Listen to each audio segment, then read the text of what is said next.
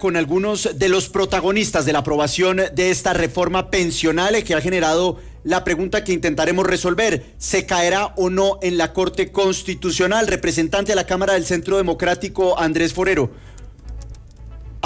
Saludamos primero a la representante del Partido Verde, Marta Alfonso, quien además es la ponente de esta reforma pensional. Representante, buenas tardes y gracias por acompañarnos en Sigue la W. Muy buenas tardes para Sigue la W y para toda su audiencia. Bueno, hay dudas sobre si se cumplió con el principio de deliberación que consagra la Constitución, la jurisprudencia de la Corte en relación con esta reforma pensional. ¿Usted cree que sí se cumplió y que debe ser declarada como constitucional por la Corte Constitucional? Sí, yo creo que sí. El debate inició en la Comisión Séptima de Cámara de Representantes. Allí tienen presencia la mayoría de partidos y los dos partidos de oposición principalmente. Allí participaron, intervinieron, etcétera. También quiero decirles que en 4 o 5 sesiones que duró el proceso, buena parte de ellas pues se fueron en la votación de impedimentos, pero logramos en al menos 2 de estas sesiones discutir la ponencia positiva y la ponencia negativa, con cerca de 2 horas de deliberaciones en cada una de estas ponencias, con argumentos de fondo sobre el articulado, sobre su conveniencia o inconveniencia, y en esa medida pues sí hubo debate. Y el tercer elemento que yo considero que hace parte del trámite y de la legalidad de la decisión tomada tiene que ver con que mayoritariamente los representantes a la Cámara deciden acoger el texto que salió de Senado, que tuvo publicidad más de, creo que un mes y medio, publicado en las gacetas.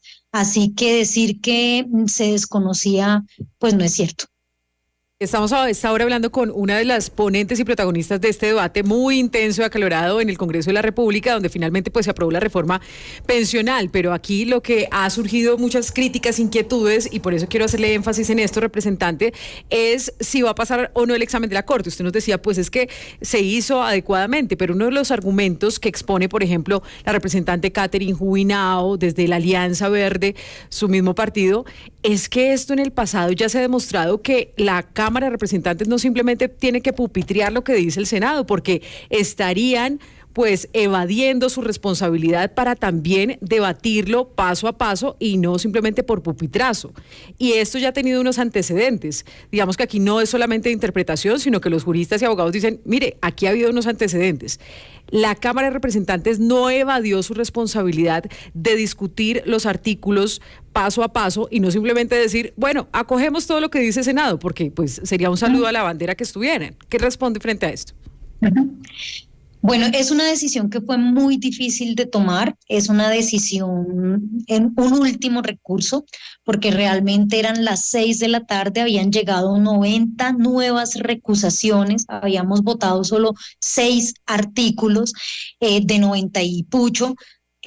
Hoy había sesión de la oposición con moción de censura, mañana organiza el orden del día la oposición y obviamente no se iba a agendar en su orden del día la pensional, así que quedábamos reducidos prácticamente a 1 o 2 días y además quedaba bloqueada toda la agenda legislativa para votar otros proyectos. Pero permítame, la interrumpo ahí, porque pues a la Corte Constitucional poco le importa si estuvo a punto de hundirse, si es que metieron unas recusaciones, si metieron unos impedimentos, si el estatuto de la oposición. Bueno, entonces le responden sus pero términos, digamos, en lo que usted quiere escuchar. No, pero digamos, yo lo que le digo, a la Corte... y ya lo dije, es que hubo proceso de deliberación en la Comisión Séptima donde participaron los partidos de oposición.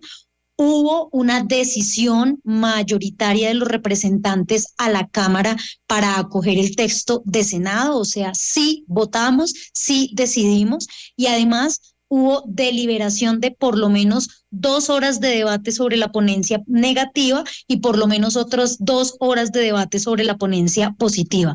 Allí hubo argumentos de fondo sobre inconveniencia o no inconveniencia o conveniencia de este proyecto de ley, o sea que votamos informados. Sí, representante, es decir que más que un tema inconstitucional para ustedes fue una estrategia y vieron la oportunidad perfecta. Un recurso, es un recurso absolutamente legítimo dentro del trámite legislativo, como lo es para la oposición romper el quórum, llenarnos de recusaciones, llenarnos de impedimentos, entre muchos otros. Es un recurso más del debate político y legislativo. Representante, y si la Corte Constitucional determina que no se cumplió con ese principio de deliberación, ¿quién va a asumir la responsabilidad política de lo que sucedió en la Cámara?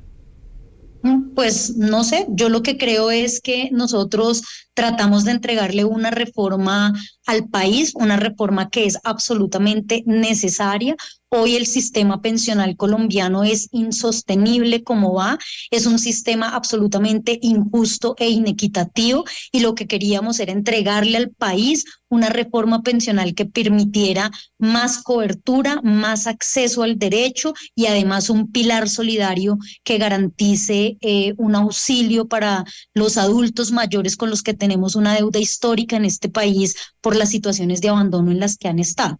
Así que en esa medida legislamos a conciencia, logramos que esta reforma fuera adoptada y ya es la Corte Constitucional la que tiene que fallar. Yo realmente creo que en el marco de la constitucionalidad se dio el trámite, que hay argumentos y evidencia de sobra para decir que aquí sí hubo debate y que fue la mayoría de la Cámara de Representantes la que decide acoger el texto de Senado ante el inminente riesgo de hundimiento de la reforma.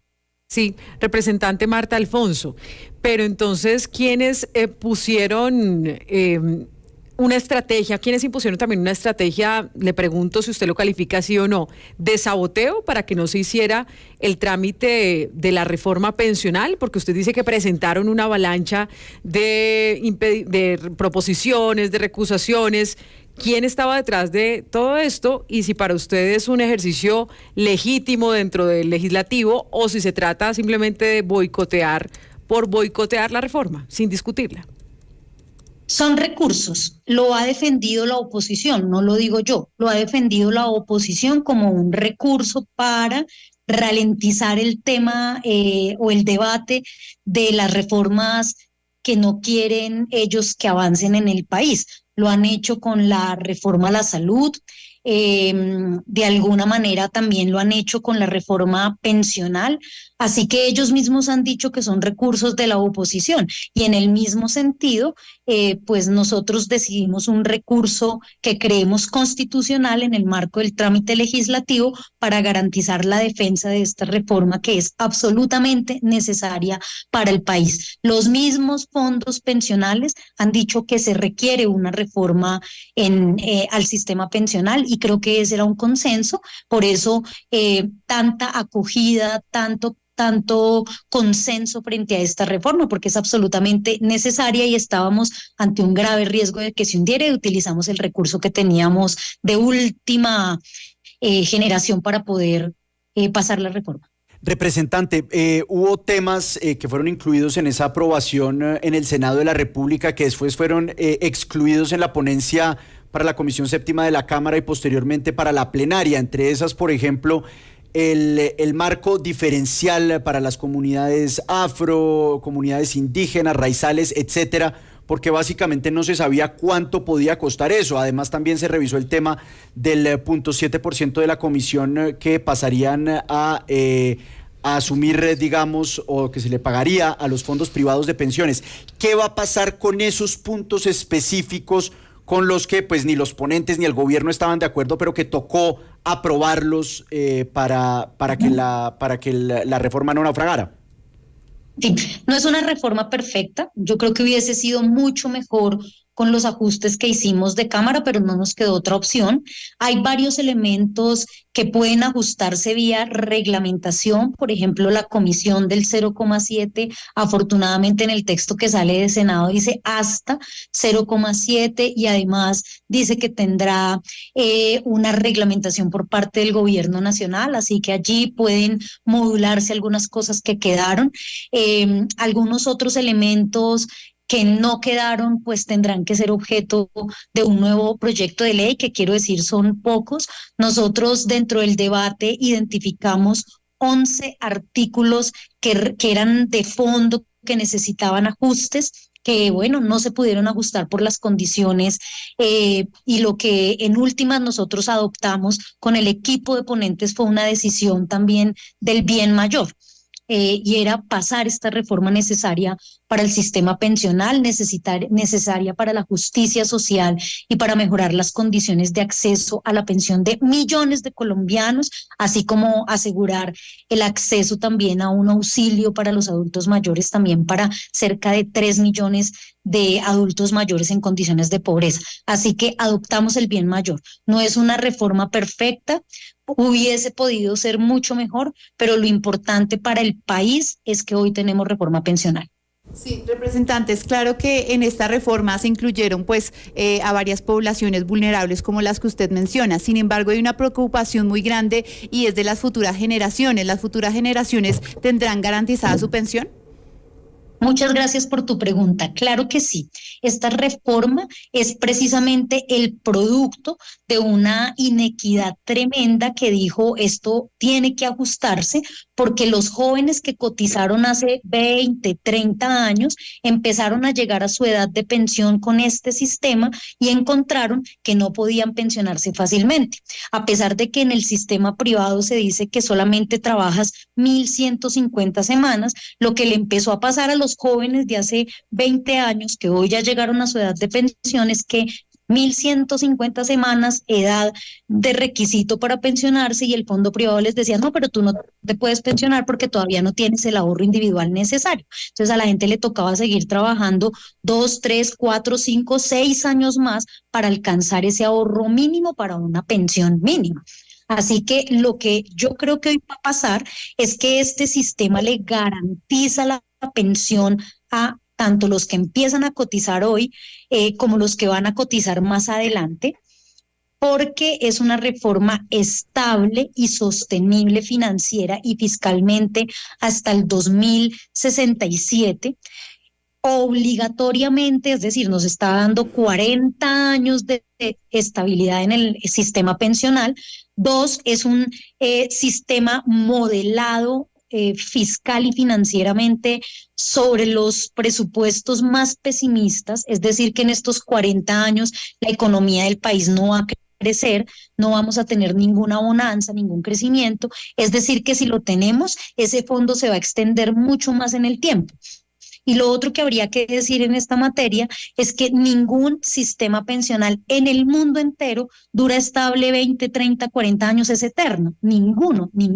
Hay que hacer ajustes paramétricos que vayan adaptando el sistema pensional a los cambios de la economía, a los cambios de la demografía, y en esa medida tendremos que hacer una nueva reforma en 25, 30 años, lo cual es bastante generoso, tanto tiempo, para que se alargue, se prolongue la sostenibilidad de ese fondo cuando corresponda. Sí, pues hay todas las posibilidades de que los jóvenes se pensionen. Muy bien. Representante Marta Alfonso, ponente de esta reforma pensional, felicitaciones por la aprobación de este proyecto en la Cámara de Representantes y gracias por habernos acompañado esta tarde en Sigla W.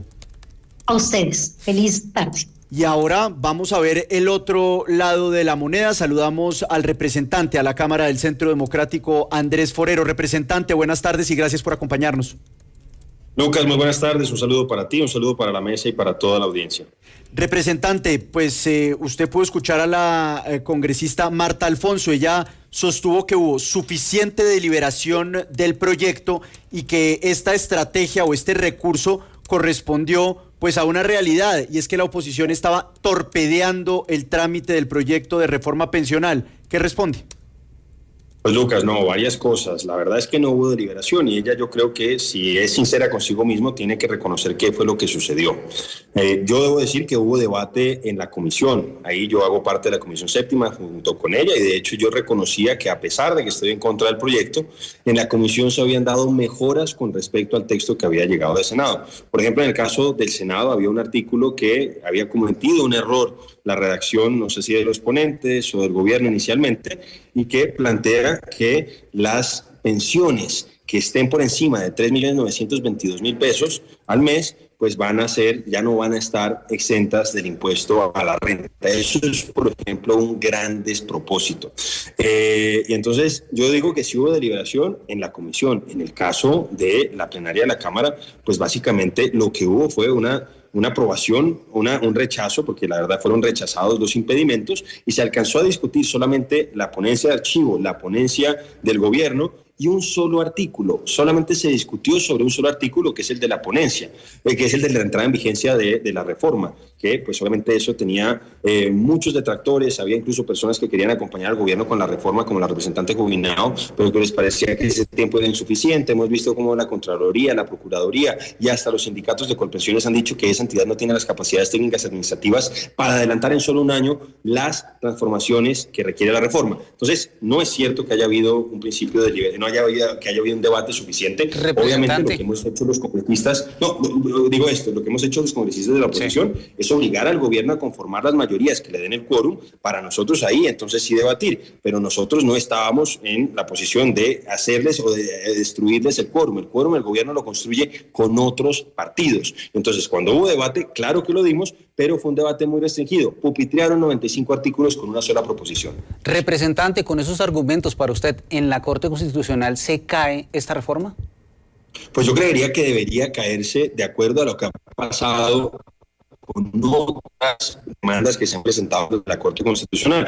Una de las más recientes, la que está relacionada con la ley de financiamiento del expresidente Iván Duque, que de hecho, con una situación un poco similar, se presenta que se acoge por parte de la Cámara de Representantes el texto que venía del Senado y finalmente se termina hundiendo, o mejor dicho, la Corte termina tumbando esa reforma. En este caso, además, hay que decir que había tiempo suficiente, porque es que no es que se hubiera acabado ya la legislatura. Ellos presentan esa proposición y quedaban de ese día, viernes, más o menos unas 8 horas de posible debate. El presidente de la Cámara había dicho que íbamos a discutir tanto el sábado como el domingo. Eventualmente podrían discutir también el martes, y eso finalmente no sucedió. Además, una cosa, nosotros también consideramos que se violó el principio de publicidad debida, porque es que realmente no se nos dio a conocer, mejor dicho, nosotros el texto que teníamos para este segundo debate en la Cámara era el que presentaron los ponentes. Ahí no aparecía el texto de Senado por ningún lado. Quienes suscriben la proposición que se termina votando dicen que ellos recibieron una copia del texto aprobado en Senado. Eso es completamente, o bueno, no sé si ellos lo habrán hecho, pero por lo menos los congresistas de la oposición no lo recibimos. Es decir, la Cámara votó a ciegas una pupitreada de 95 artículos y nosotros sentimos que con eso el gobierno se robó el cuarto debate de la reforma pensional. Representante Andrés Forero, muchas gracias por habernos acompañado esta tarde en Sigue la W.